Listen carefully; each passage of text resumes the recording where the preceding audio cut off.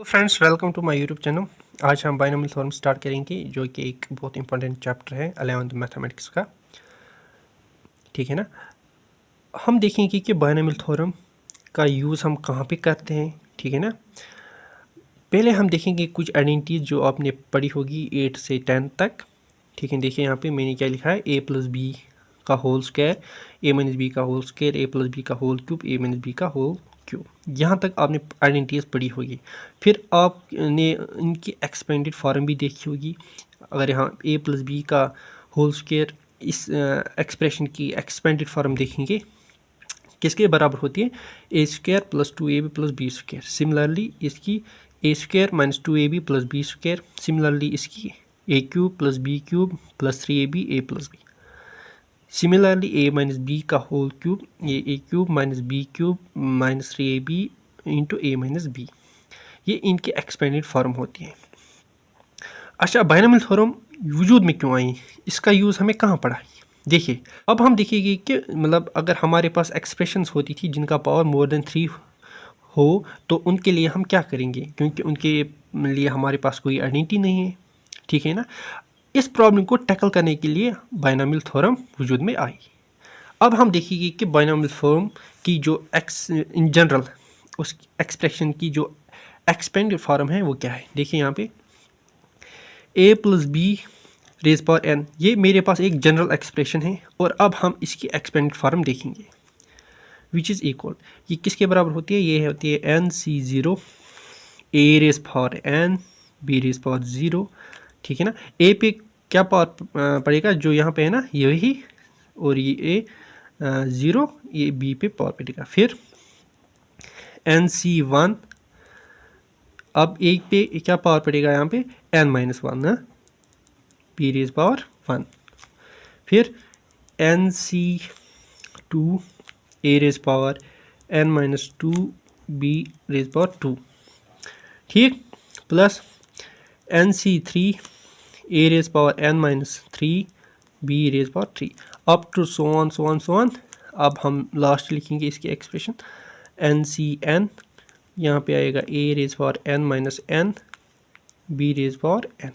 ठीक, ये जनरल में है, a plus B raise power n is equal to nc0 a raise power n b raise power 0 plus nc1 a raise power n minus 1 b raise power 1 nc2 a raise power n minus 2 b square, similarly up to so on.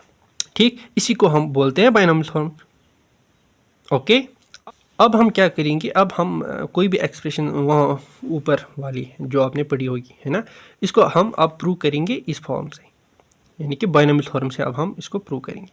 और एक बात, binomial theorem को in short हम ऐसे भी लिख सकते हैं, in general summation N C. अब यहाँ देखिए, यहाँ पे ये वेरी होता है ना, ये इसके बदले हम आर लिखेंगे, और यहाँ पे ए रेज पावर एन, क्योंकि अगर आप देखोगे एन कम होता जा रहा है। अब हम इसको लिखेंगे एन माइनस आर, बी को हम लिखेंगे सीधे आर।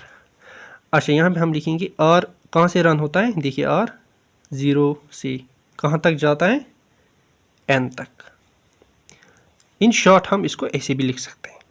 अब हम एक आइडेंटिटी को प्रूव करेंगे इसी बायनोमियल थ्योरम से। ठीक है ना, इसको हम बायनोमियल थ्योरम कहते हैं, ये याद रहना है। It is very very important expression है ना, तो सो याद रखिए इसको, और क्योंकि आने वाले क्वेश्चंस में ये बहुत यूज़ होगा। अब हम लिखेंगे a plus B raise power 2 है ना, आइडेंटिटी आपके पास, इसको हम आप प्रूव करेंगे बायनोमियल थ्योरम के जरिए। और एक बात यहाँ पे याद रहनी चाहिए आपको, जो n है ना, ये पॉजिटिव इंटीजर है, n इज़ पॉजिटिव इंटीजर। अच्छा, अब हम इसको प्रूव करेंगे, क्या है, a plus B raise power 2, that means n यहाँ पे हमारे पास 2 है। अब हम लिखेंगे 2c0 a raise power n, that mean a square b raise power 0 plus 2c1 a raise power 2 minus 1 b raise power 1 plus 2c2 a raise power 2 minus 2 b raise power 2। यहाँ पे रुकना है, जब n और ये n और r same आएगा ना, आपको वहीं पे रुकना है। ठीक, आपको समझना होगा कि ये आखिरी मतलब टर्म है इस एक्सप्रेशन की। ठीक, ओके, अब देखेंगे हम 2C0 किसके बराबर होता है। आपको पता होगा या आपने पढ़ा होगा बाय परम्यूटेशन या कॉम्बिनेशन में NCR किसके बराबर होता है, n factorial divide by n minus r whole factorial into r factorial, ठीक है ना। ये परम्यूटेशन या कॉम्बिनेशन में आपने पढ़ा होगा।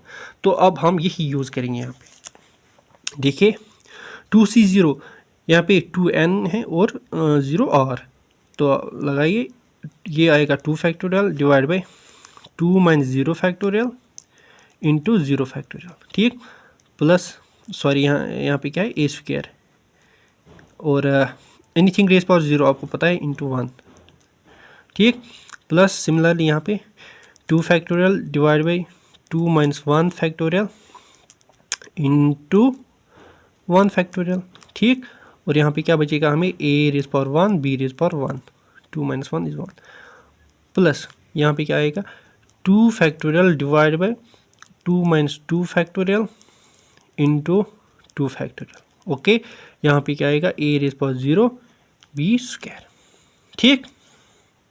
अब देखिए मैं क्या करूँगा, विच इज़ इक्वल टू है ना 2 फैक्टोरियल डिवाइड बाई यहाँ पे क्या बचेगा 2 माइनस 0 2 फैक्टोरियल इंटू 0 फैक्टोरियल। आपको याद रखना कि 0 फैक्टोरियल 1 के बराबर होता है, इट इज़ वेरी इंपॉर्टेंट है ना, याद रखना ये 0 फैक्टोरियल किसके बराबर होता है 1, ठीक, ओके।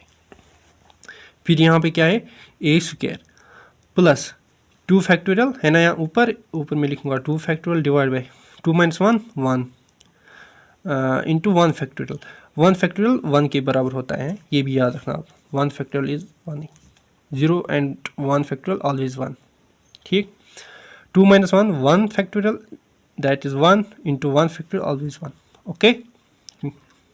फिर a रेज पावर 1 हम इसे ऐसे ही लिखेंगे a b, ठीक, plus 2 factorial divide by 2 minus 2 0 factorial into 2 factorial. यहाँ पे क्या है a raise power 0 that is 1 into यहाँ पे फिर बचेगा b स्क्वायर, ठीक। यहाँ पे देखिए 2 फैक्टोरियल कैंसिल हो जाएगा, यहाँ पे बचेगा 1, तो ऊपर क्या है a square, anything raise power 1 या I mean to say anything divided by 1 वो वही नंबर आता है ना।